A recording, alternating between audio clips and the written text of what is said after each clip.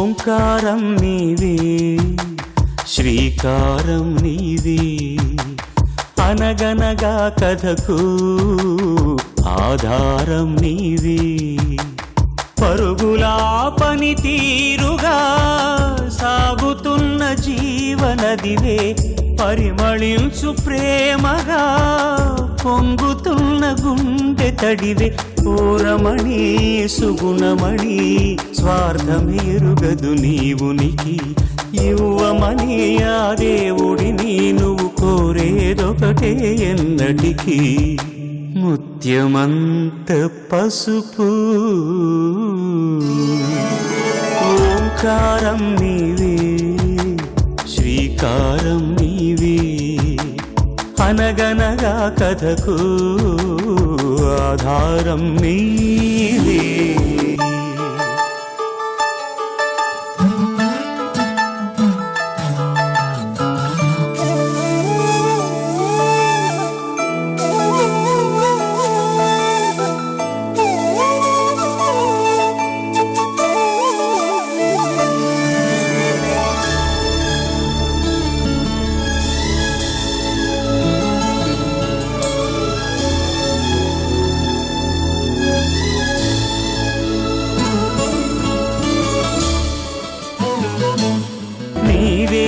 ప్రతిరూపం సహనమన్న మాటకి,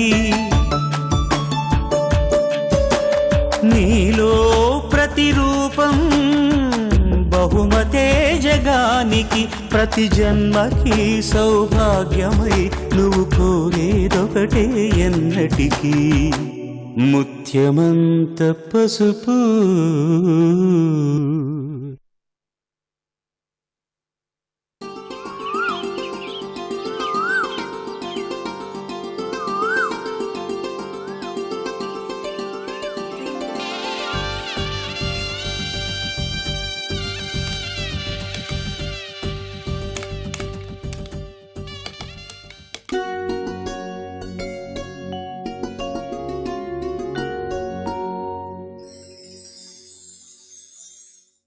స్వామి, నాకొక్కగానొక్క కూతురు.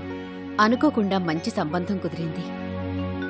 ఎలాంటి అడ్డంకులు ఆటంకాలు లేకుండా ఈ పెళ్లి జరిగేలా చూడు స్వామి.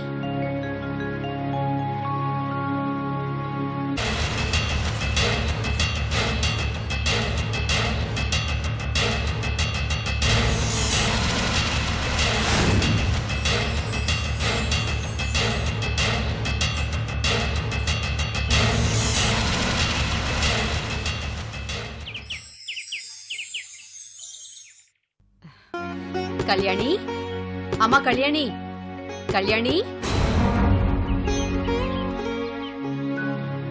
అమ్మ కళ్యాణి.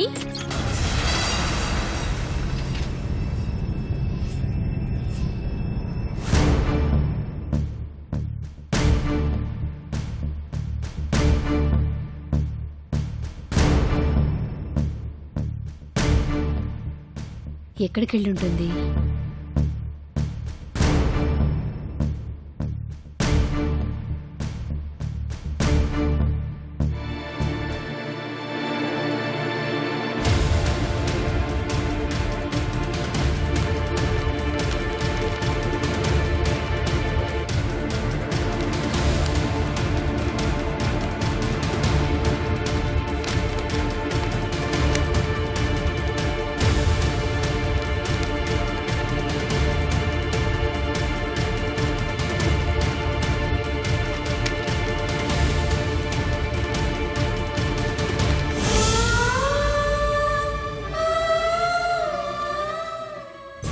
అమ్మా నాన్నలకు మీరు పంచిన ప్రేమ మీ మీద గౌరవాన్ని పెంచింది, కానీ మీరు నిర్ణయాన్ని ఎదిరించే ధైర్యాన్ని ఇవ్వలేకపోయింది. అందుకే ఇష్టం లేని పెళ్లి చేసుకోలేక ఇంట్లోంచి వెళ్ళిపోతున్నాను. నన్ను క్షమించండి. మీ కళ్యాణి.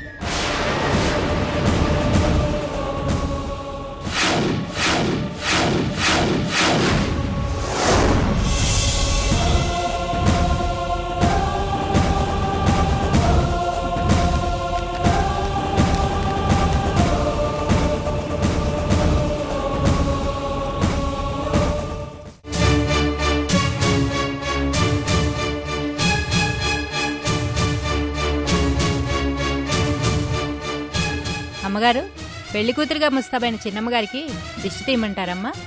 మీ అయ్యగారు ఎక్కడున్నారు?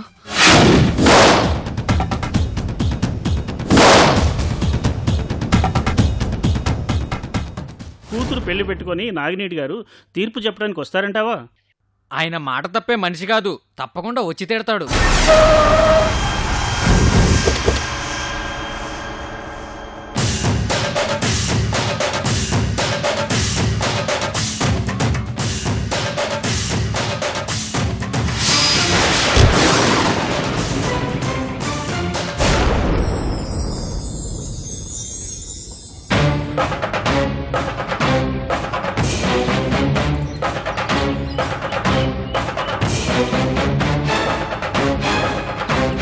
నమస్కారం అయ్యా.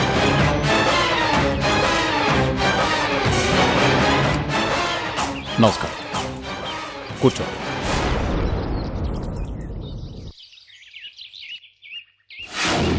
తమరింట్లో శుభకార్యం జరుగుతున్నా తీర్పుకు పిలిపించినందుకు మమ్మల్ని క్షమించండి. ఊరి సమస్య కన్నా నాకేదీ ముఖ్యం కాదు. వీడేనా? వీడేనయ్యా. అనుమానిస్తున్నారా? ఆధారాలున్నాయా? దొంగతనం చేస్తుండగా పట్టుకున్నామయ్యా. అవునయ్యా, ఇత్తనం వేసిన కాడ నుంచి అప్పు చేసి రెక్కలు ముక్కలు చేసుకుని పంట పండిస్తే కోతకొచ్చిన పంట చేతికి రాకముందే రోజుకో బస్తా మాయమైపోతుందయ్యా. నిన్న రాత్రే కాపు కాస్తే ఈ పైడిగాడు దొంగతనం చేస్తూ దొరికిపోయాడయ్యా. ఏరా, నిజమేనా?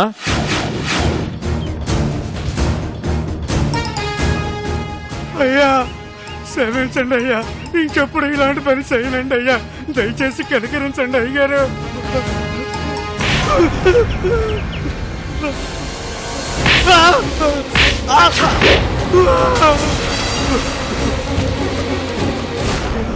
రే, నలుగురు భోజనానికుండి అక్కడ ముగ్గురికి సరిపడే భోజనం మాత్రమే ఉంటే నాకెందుకో ఈరోజు ఆకలిగా లేదులే అని చెప్పేది అమ్మరా. కానీ ఏ సౌకర్యాలు లేకపోయినా ప్రపంచం మొత్తానికి కడుపు నింపేది రైతొక్కడేరా. అలాంటి రైతు దగ్గరే దొంగతనం చేస్తావా? రే, నీ కడుపు మండి గొంతు నిండేదాకా తినరా. ఈ మిరపకాయలన్నీ తినో. చచ్చిపో, పర్వాలేదు, తినో. తినో, తినరా, తినో.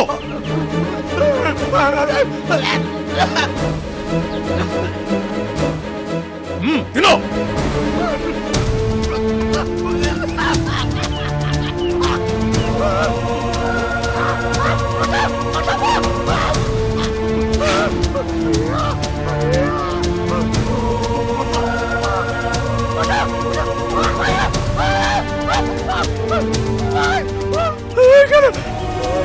తినో. ఆపండి అయ్యా, మీ దగ్గర పని చేశాడని జాలి చూపించండి అయ్యా. మీ ఇంటి మనుషులు ఏదైనా తప్పు చేసి ఇలాగే చేశారయ్యా. చెప్పండి అయ్యా, చెప్పండి. నా ఇంటి మనుషులు తప్పు చేస్తే ఇలా శిక్షించాలి, చంపేస్తాను.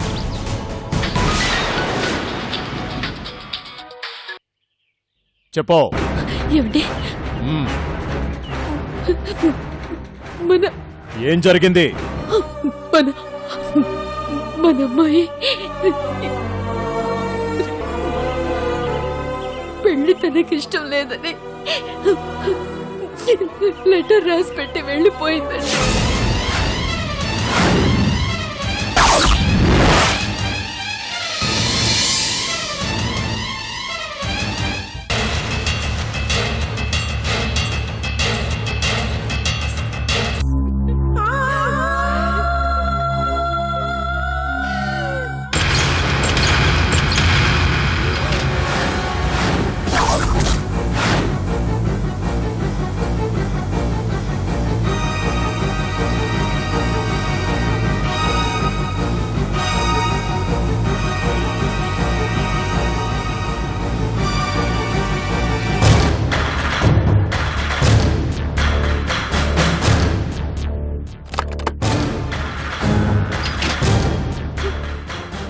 పారిపోయిందా? లేచిపోయిందా?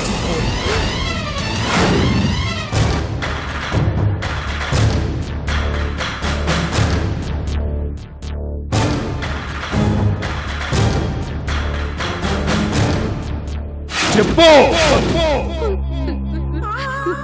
నాకేం తెలియదండి.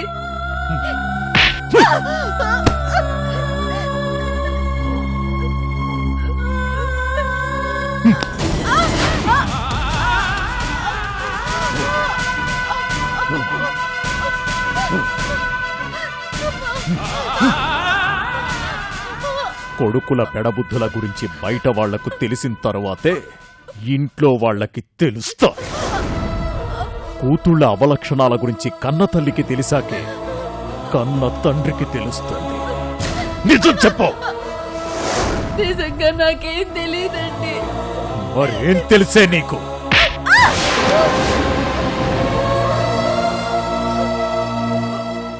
ఏయ్! నాకు కావలసింది నీ ఏడుపు కాదే, సమాధానం. అసలేం జరిగింది?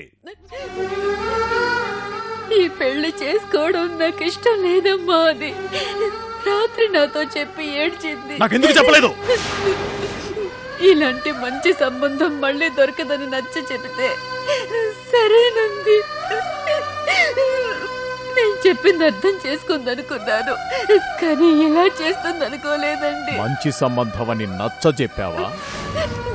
ఇష్టం లేకపోతే నీ ఇష్టం వచ్చినట్టు చెయ్యమని ధైర్యం చెప్పావా? అయ్యో, అలా ఎందుకు చెబుతానండి? కూతురి కోసం భర్తను మోసం చేస్తానని ఎలా అనుకుంటున్నారు? మీ మీద ప్రమాణం చేసి చెప్తున్నాను, పెళ్లి కూతుర్ని చేసేదాకా గదిలోనే ఉంది. నేను పూజ గదిలోంచి వచ్చి చూసేసరికి అది రాసిన చీటీ కనిపించింది. ఏడవకు!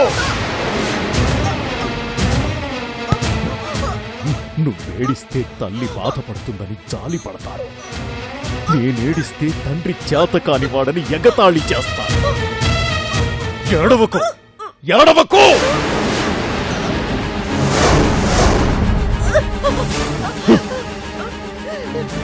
ఇంకో 2 గంటల్లో పెళ్లి. ఈలోగా కళ్యాణి దొరక్కపోతే 10 మంది ముందు నేను తలదించుకొని దోషిలా నిలబడాలి. నేను బ్రతికుండగా అలాంటి పరిస్థితి రానివ్వను. ఈలోగా మన కూతురు ఇంట్లో లేదని ఎవరికైనా తెలిసేటట్టు నువ్వు ఏడవడం కానీ బాధపడడం కానీ చూశానో నరికేస్తాను.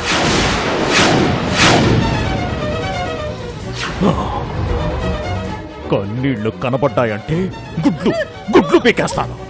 వెళ్ళు!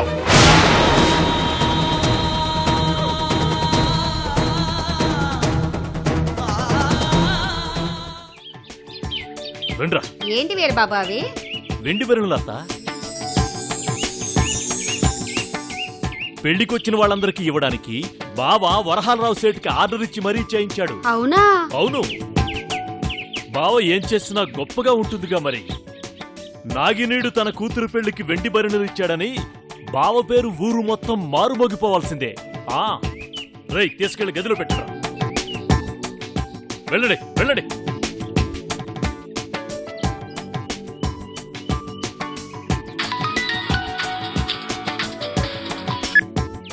వచ్చేసాను బావా.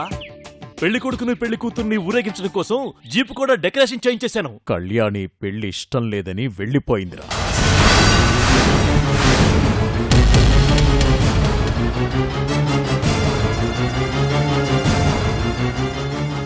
నువ్వెలా అయినా దాన్ని తీసుకొనిరా, లేకపోతే నా పరువు పోతుందిరా. బావా, ఇప్పుడే నా మనుషులతో వెళ్ళి ఊరి పొలిమేరల దాటకముందే కళ్యాణిని పట్టుకుని తీసుకొస్తాను. ముహూర్తం దాటకముందే నీ కూతురు పెళ్లి జరిపిస్తాను బాబు. నువ్వేం కంగారు, వస్తాను బాబు.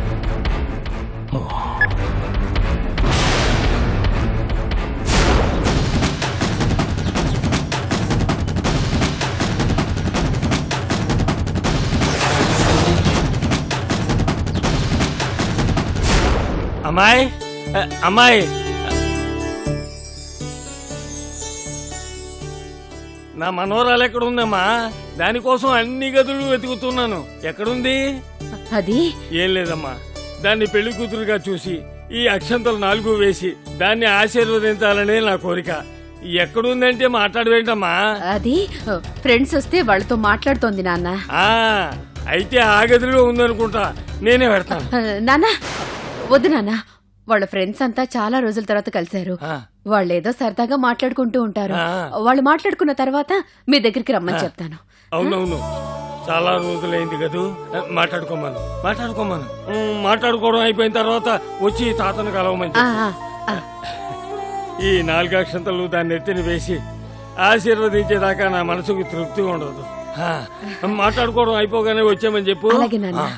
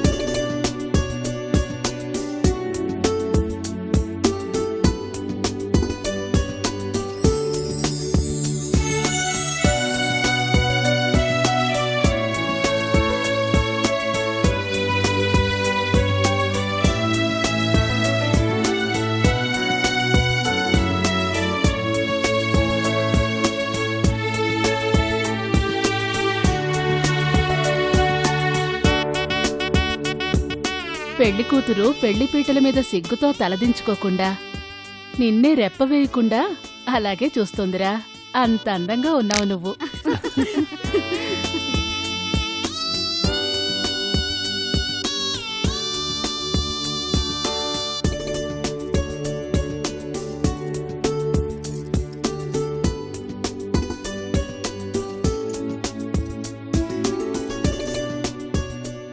శ్రీపతి మామ ఇంకా రాలేదేంటమ్మా? వచ్చేస్తారులేరా, ఈలోగా త్వరగా రెడీ అవ్వు. లలిత, టైం అవుతోంది.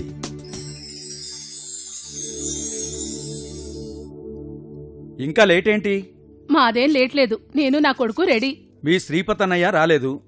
అవును, కూతురు అల్లుడు ఎక్కడా?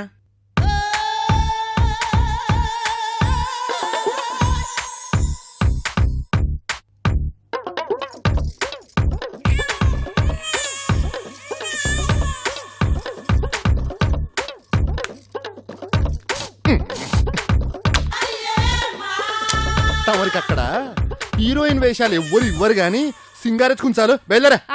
మీరేదో పెద్ద హీరో అయినట్టు మాటిమాటికి నన్ను అవమానిస్తారేంటి? ఓసే పిచ్చి మొహమా, 10 మందిని కొట్టగలిగే మొగాడికి కూడా పెళ్ళాన్ని కామెంట్ చేసే దమ్ముండదే. Just joke చేశానంతే. జోకులు కేకుల్లో ఉండాలి గాని చాకుల్లో ఉండకూడదని మీకు తెలీదా? ఏదో తెలియంది తెలిసినట్టుగా తెలిసింది తెలియనట్టుగా నటించడం పెళ్లి తర్వాతే నాకు అలవాటైందే. అంటే పెళ్ళైన తర్వాత నేను మిమ్మల్ని మార్చేసాననేగా మీ ఫీలింగు? మీరిద్దరే గొడవ పడుతున్నారా? మరి ఎవరు దొరకలేదు ఇక్కడ. మీ ఇద్దరికి దండం పెడతాను. మన ఆకాష్ చేసుకోబోయేది నాగినేడి గారి అమ్మాయిని.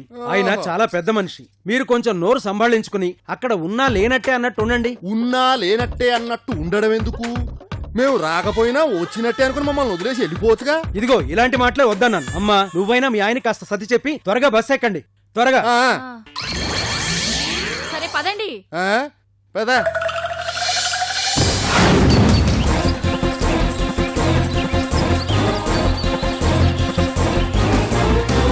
కళ్యాణి ఆగమ్మా.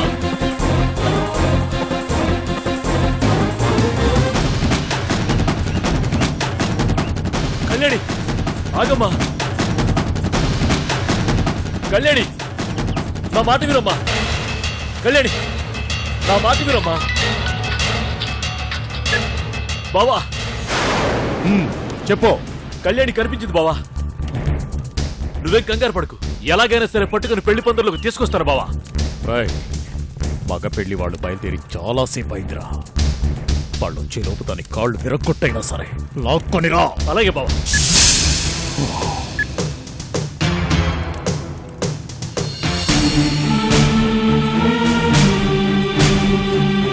కళ్యాణి, నా మాట వినమ్మా. కళ్యాణి ఆగు తల్లి. కళ్యాణి ఆగు.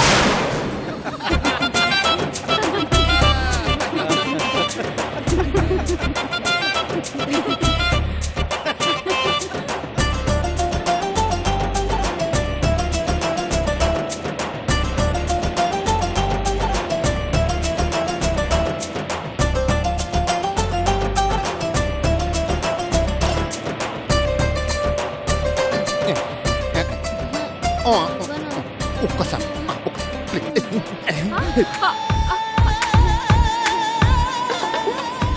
అయ్యో ఊరుకోమ్మా. ఏంటండి చిన్నపిల్లల దగ్గర లాలీపాప్ లాక్కుని తింటారు? ఏదో సరదాగా ఆట పడిద్దామని అలా చేశాను లేవే. ఇది ఆట పట్టించడం అంటారా? చూడండి పాప ఎలా ఏడుస్తుందో.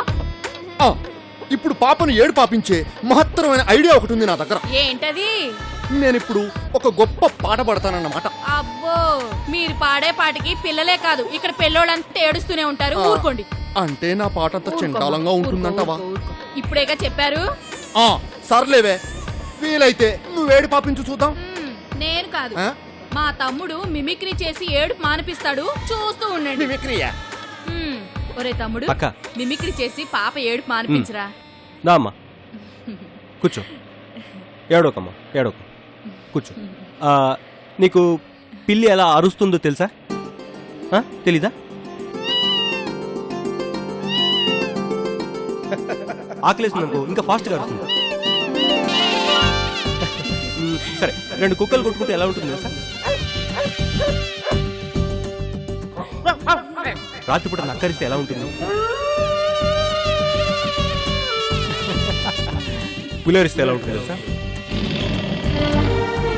ఏనుగు తెలుసు కదా, ఎలిఫెంట్ ఎలా అరుస్తుంది?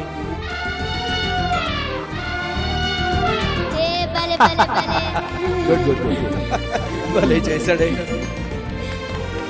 ఏడవకూడదు అలా. చూసారా మా తమ్ముడు ఏడుపు ఎలా మానిపించాడు? అది మా తమ్ముడు మిమిక్రీ అంటే. సూపర్ సూపర్ సూపర్ బామ్మర్దే, అంతే.